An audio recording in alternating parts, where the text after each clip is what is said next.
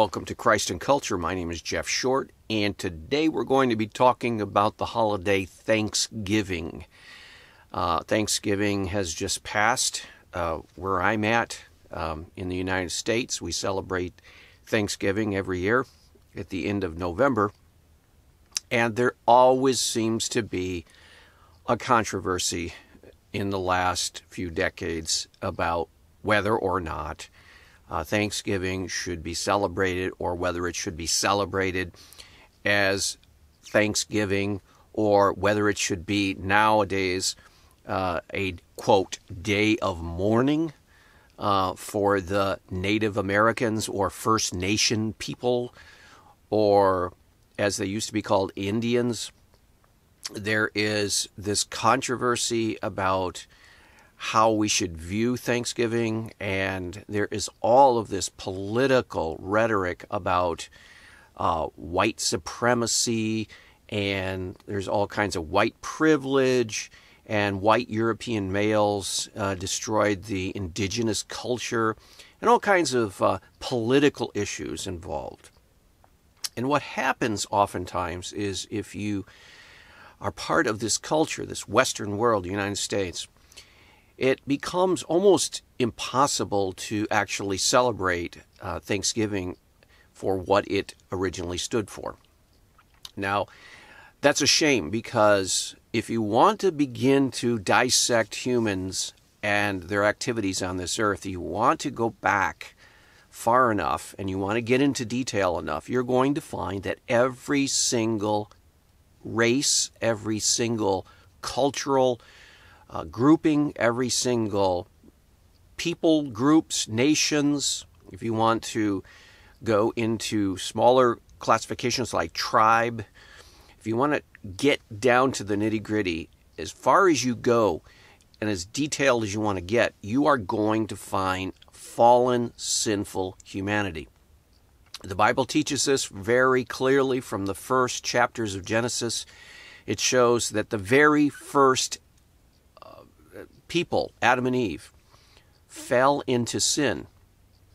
And ever since then, the children of Adam and Eve, that includes all of us, every person on the planet Earth, everyone who has ever lived since the time of Adam and Eve, everyone is a fallen human being. We're made in the image of God, that's clear. But that image of God has been twisted and distorted by sin, and we have a fallen nature. We are children of Adam, and because of that, we have this inherited sin that is brought forth through the generations. And every single tribe and tongue and culture on the planet Earth that has ever existed is sinful. Now, so therefore, when you begin to look at human history, if you simply take one group of humanity, if you just take, for example, white Europeans, and you look at their history, you will find really bad things that happen. And you will find some good things that happen. You will find some evil things that happen. And you will find some holy things that have happened. And this is the way it can be in any people's group. It's very popular today to basically focus on white Europeans and say, white people have caused the world the most damage, have destroyed indigenous cultures, have done so much damage, and so we need to suppress, and we need to put down, and we need to rebuke, and we need to stand against, in solidarity, the white people's culture, because they have done so much damage.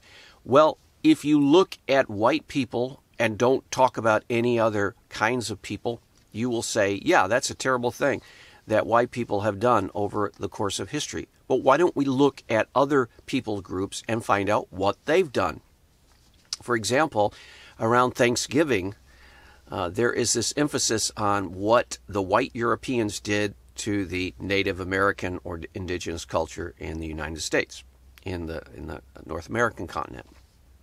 But What is conveniently forgotten is what the Indian or indigenous peoples tribes did to one another. Yes, if we're going to look at humanity, let's look at humanity. Let's not zero in on one segment of humanity and only talk about their sins, and only talk about their faults, and only talk about their flaws, and only talk about the bad things they did, and then conveniently not talk about the flaws, the sins, the bad things, the atrocities that other groups have done. Now, this does not minimize the wrongs that were done by European settlers in the North American continent. It puts it in perspective because, for example, when you just talk about the white Europeans who settled here, the Pilgrims, the colonials, and so on and so forth, you are then ignoring an important part of human history. That is the sinfulness and fallenness of every other peoples group. So you have the Navajo, you have the Comanche, you have the Algonquin, you have all these different tribes in the North American continent, and they were doing atrocities against other tribes, other Native American, other First Peoples Nation tribes. They were scalping other Native Americans. They were raping the women of other Native American tribes. They were slaughtering entire villages. If you go down further into Latin America, you will find some of the most barbaric practices done by the Native American people, ripping out hearts, beating hearts, eating those hearts before the family members of the person just executed, and then killing the family members and eating them. It's just terrible atrocities, gross injustices. Okay, so that's part of the human picture. We can't get away from that because that's part of the fallenness of sin. But does that mean that we can't therefore celebrate Thanksgiving because it has to be a day of mourning? No, it doesn't mean that we can't celebrate Thanksgiving. When we put things in perspective, then we can say, this human race is a sinful human race. This human race needs a savior. This human race needs forgiveness, and it needs transformation by the power of God. And then we can have some kind of destructive and constructive solution put forth. But if we just heap scorn on one single people group, or one single race, or one single region of the world, zeroing in on white Europeans, that is the particular boogeyman right now. And so you're going to hear, if you go to college, if you hear that go to university, even in the high school level, you're just going to hear scorn after scorn heaped on the white Europeans for doing this, that, or the other. Instead of saying the white Europeans display the characteristics of a fallen human race. But so do the Chinese. So do the Japanese. We could talk about Japanese atrocities. So do the Incas. So do the Mayans. So do the North American Indian tribes in what we now call the United States. If you look deep enough into every people's group, you will find a fallen human race. And that's exactly what the Bible teaches, that we're all fallen, all have sinned and fall short of the glory of God. So does that mean we can never, ever have any kind of celebration for anything that's ever been done because we have to have that as a day of mourning? For example, the Pilgrims came across and they settled in the New England region, now what we call New England, and they had a feast with the Indians back in the 17th century. And for 50 years after that, there was peace. They sat down together. The Indians came and brought food. The Pilgrims prepared food. They all sat down together. And that is a symbol of unity and harmony between different peoples, vastly different people. You have to realize that the North American Indians on this continent, when the Pilgrims arrived, had not even invented the wheel. They did not know about how you could fashion a wheel to use it to do work. So they did not know anything about horses. They had not domesticated horse. They did not know so much that Europe already knew. And so these were vastly different kinds of people. That's why when the Europeans came to this continent, they called them savages, because they were so much different than Europeans. And from the Native American viewpoint, the Europeans were almost like an alien race coming from a superior planet. And they had come here with their fire sticks, the rifles, and all kinds of other inventions. And there was such a vast difference between these two cultures. And so when you look at the first Thanksgiving that occurred, that was taken by President Abraham Lincoln in, I believe it was 1863. And he officially made the end of November Thanksgiving Day, so that we could look back and we could say there was peace and there was harmony on that first Thanksgiving between the Europeans and the Native Americans. And so that was a goal, that was a symbol, it was done after, for example, this proclamation for the first Thanksgiving by Lincoln was done after the end of the Civil War.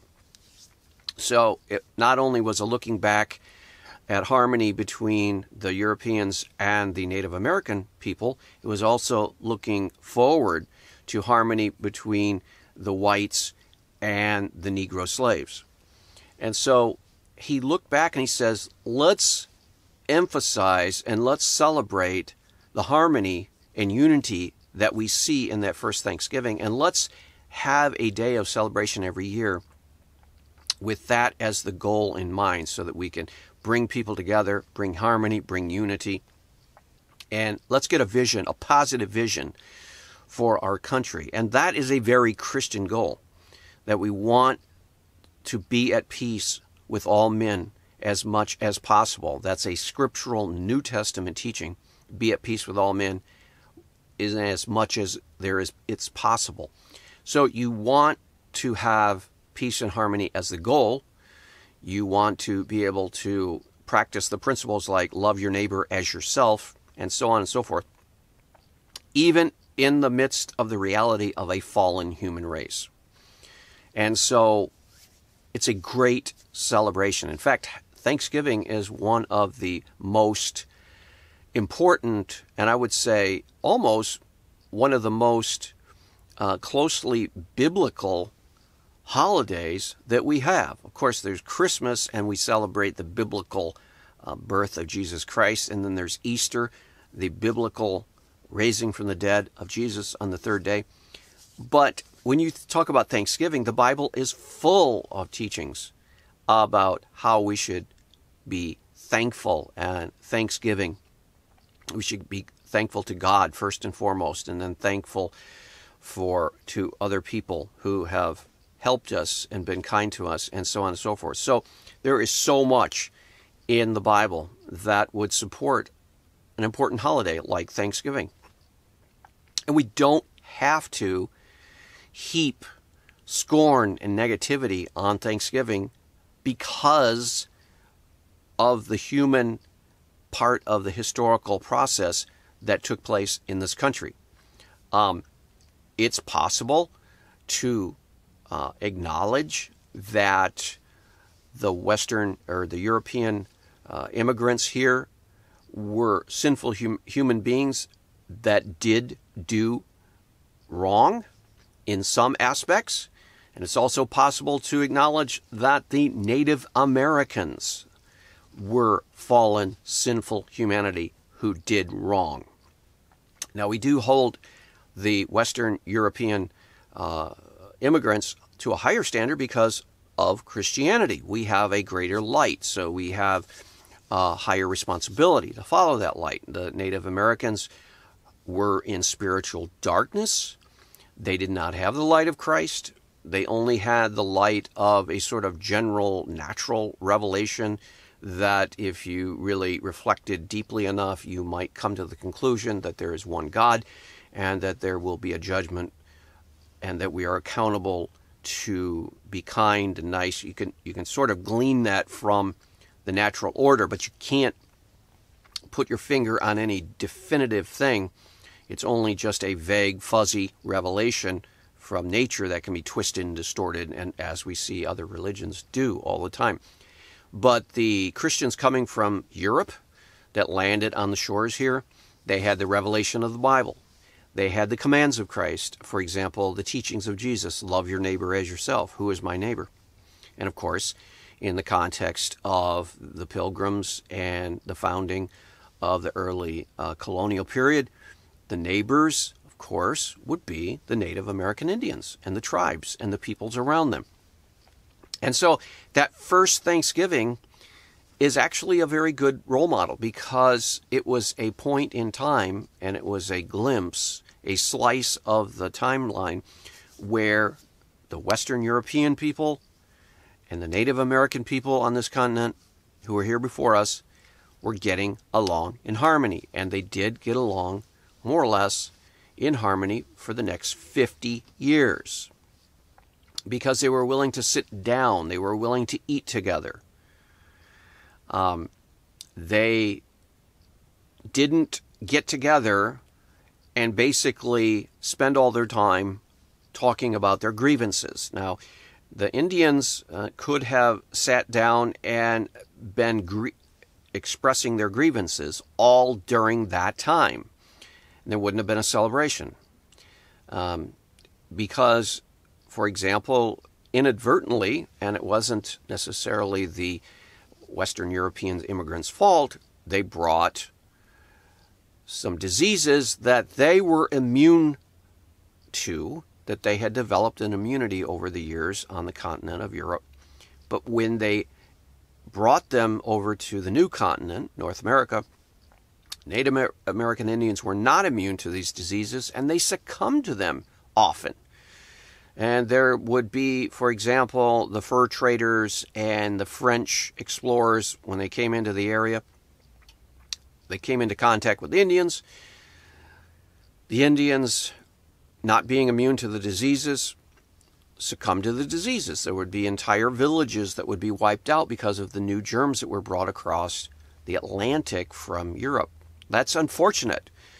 And there was a little bit of that kind of transfer to the Western European immigrants, but not as nearly as much as it was from Europe to the Native Americans. And so there were cases, for example, and the famous case occurred down in what is now called Mexico, where the Spanish conquistadors and the Spanish soldiers got sick because they weren't used to the bacteria in the water. And that's called Montezuma's revenge. It's called diarrhea in more medical terms. And this happened because the Native Americans in Mexico, the region we call Mexico now, were used to this. Their bodies were immune to it. The Spanish soldiers were not. And so they suffered in a relatively minor way, although it did cause, in some cases, death because of more complicated process. But nothing like what happened when the Western European immigrants brought these germs and diseases that the Native American population had no immunity to. And so entire villages were wiped out. A good portion, a high percentage of the portion of the Native Americans, Indians, succumbed to these diseases. That is nobody's fault. There was no plan before they came to this continent to say, hey, we're going to infect all of these Native American tribes with germs and kill them off. No, it wasn't a sinister plot by Europeans to wipe out the Native Americans. It just happened that way. Unfortunately for the Native Americans, it happened that way. And so this process was already going on before that first Thanksgiving in the 17th century. And so when the Europeans and the Native Americans came together for that first Thanksgiving, the Native Americans could have spent all their time with their grievances. You did this, and you brought this plague on our village, and you did this, and you took this and that and the other. No, they didn't.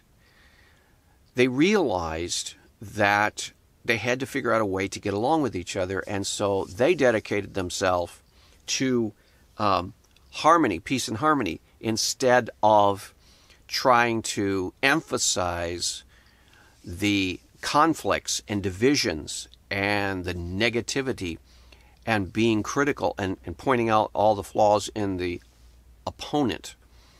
Now, what we see today happening is people trying to take away the celebration of Thanksgiving. And you see this all the time, especially at the university level, college level, even high school history. And you see this at a popular theme in academia. And you see it in the popular culture, on the media. There's an attempt to take away the actual celebration of Thanksgiving and to make it a day of mourning. You will actually hear this. You will actually hear this on radio when people are discussing Thanksgiving. You will hear this on talk shows. You will hear this in lectures. You will hear this on network news reports and so on and so forth. They will go and interview a group of American Indians.